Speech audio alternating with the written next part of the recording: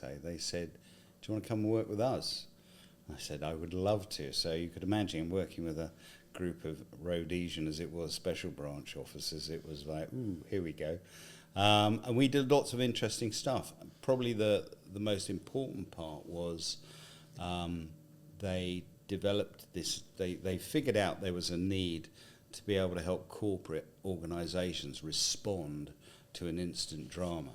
There'd just been what's known as the Mars bar fraud or inquiry, where somebody phoned up Mars and said, if you don't tell us, you don't give us 2 million quid, we're not going to tell you which batch of the Mars bars we poisoned.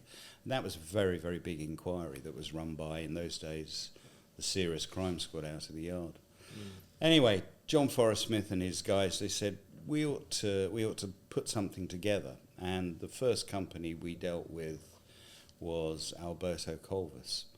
And so we were split into two teams. One team got hold of the board, as it was in those days, and basically took them through a week's training of how to respond if somebody phones up and says, hey, guess what, here's the bad news, I want the money.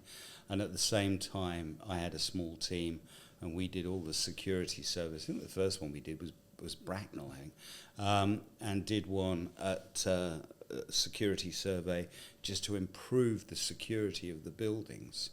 Because, going back to sort of 85, 86, it wasn't as sophisticated as it is now. And so we kind of did all that.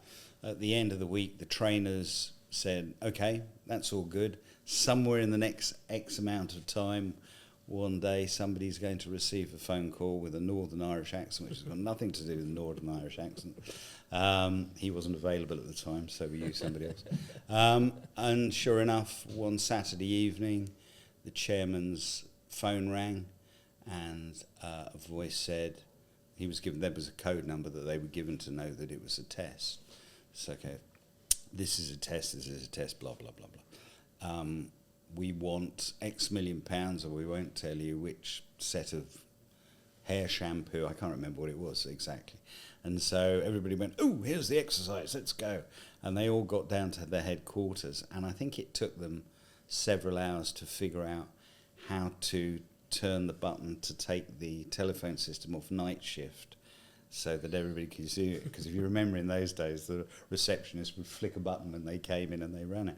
So there was lots of things came out of that, and it was very much at the very beginning. It's just like a gap analysis for business. And it was the very beginning of that sort of crisis management, business continuity thing that slowly became more and more sort of part of everyday business in the corporate world and smaller businesses.